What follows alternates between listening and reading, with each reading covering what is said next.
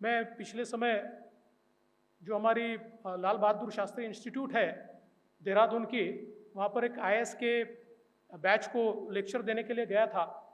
और उस समय मैंने उनको कहा कि आज तो आप सारे लोग आईएएस बनोगे, कुछ लोग कलेक्टर्स बनोगे, रेवेन्यू स्ट्रीम में जाएंगे। और आज अगर हम विचार करें तो किसी भी राज्य का रेवेन्यू विभाग जो होता है बहुत बड़ा विभाग होता है, लैंड रिकॉर्ड्स और ये सारी बड़ी चीज़ें होती है।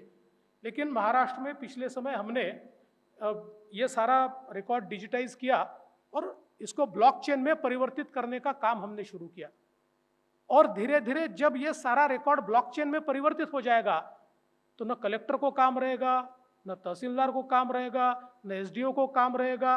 तो सारा काम का जो चित्र है और चरित्र है वो बदल जाएगा। तो हम जिस प्रकार के फेज से आज गुजर रहे हैं, सारे हमारे लाइफ के जितने स्फीयर्स है, इसमें टेक्नोलॉजी एक बहुत बड़ा बदलाव ला रही है। पिछले समय में एक स्टार्टअप में गया। उस स्टार्टअप में 2 युवाओं ने एक ऐसा इक्विपमेंट तैयार किया था कि जो चंद सेकंडों में आपके रेटिना का एक फोटोग्राफ लेता था, उस फोटोग्राफ को 50,000 पीसेस में वो परिवर्तित करता था और प्रिसिशन पद्धति से उस रेटिना में क्या हुआ है और उसमें क्या करना चाहिए ये मात्र 2 या 3 मिनट में बताता था। और एक ऑप्थेल्मोलॉजिस्ट के लिए एक चुनौती के रूप में मुझे ऐसा लगता है कि इस प्रकार की मशीन ये तैयार होती है। लेकिन इसका फ़ायदा भी होता है कि इस प्रकार की मशीनें जब तैयार होती है तो हमारे रूरल इंडिया में, जहाँ पर हमारे ट्रेन डॉक्टर्स नहीं पहुँच सकते, ऐसी जगह पर ऐसी मशीनों का उपयोग करते हुए हम हेल्थ केयर पहुँचा सकते हैं। तो ये बहुत बड़ा परिवर्तन आज हमको दिखाई पड़ता है। और विशेष रूप से हमारे एग्रीकल्चर के सेक्टर में पिछले समय मैंने वर्ल्ड इकोनॉमिक फोरम के साथ एक MOU किया और हमने एक पायलट प्रोजेक्ट शुरू किया 6 डिस्ट्रिक्ट्स में, और जिसमें ड्रोन टेक्नोलॉजी का उपयोग करते हुए जो हमारे किसान जो बीज बोते हैं, बीज बोने से तो फ्लावरिंग तक हर चीज़ का वो फोटोग्राफ लेता है और इतना प्रिसीशन फोटोग्राफ लेता है, तो एक्चुअल प्रिसीशन के साथ वो बता सकता है कि इसकी स्टेज क्या है, इस पर अगर किसी प्रकार का डिसीज आने वाला है तो कौन सा आ सकता है, उस पर क्या करना चाहिए, नहीं आने के लिए क्या करना है। और इसकी सारी कीमत इतनी कम हो जाती है कि जिसके कारण जो प्रेडिक्टेबिलिटी आज हमको एग्रीकल्चर के सेक्टर में चाहिए, ये सारी प्रेडिक्टेबिलिटी एग्रीकल्चर के सेक्टर में हमको मिलती है। तो ये सारी चीज़ें मैं इसलिए बताना चाहता हूँ कि हम एक ऐसे एरा से गुजर रहे हैं जहाँ पर हम टेक्नोलॉजी को नकार नहीं सकते।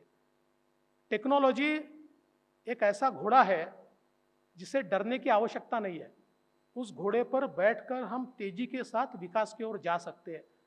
और मुझे तो जो मेरे सामने बैठी हुई पीढ़ी है, मिलेनियल जो हमारी पीढ़ी है, तो टेक्नोलॉजी के साथ पैदा हुई है। हम लोग तो बड़े होने के बाद मोबाइल वगैरह हमने यूज़ करना शुरू किया। मेरी बच्ची तो 3 साल की थी तब से मोबाइल यूज़ करती है।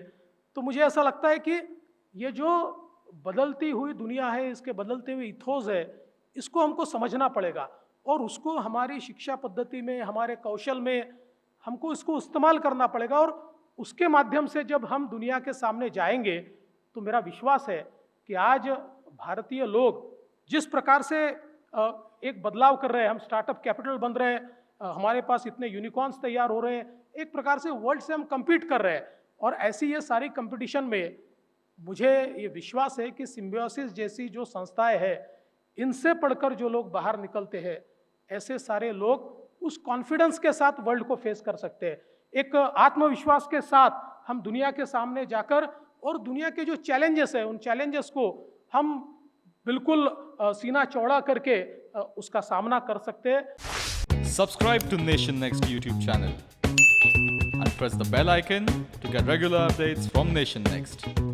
Also like Nation Next Facebook page and follow us on Instagram and Twitter.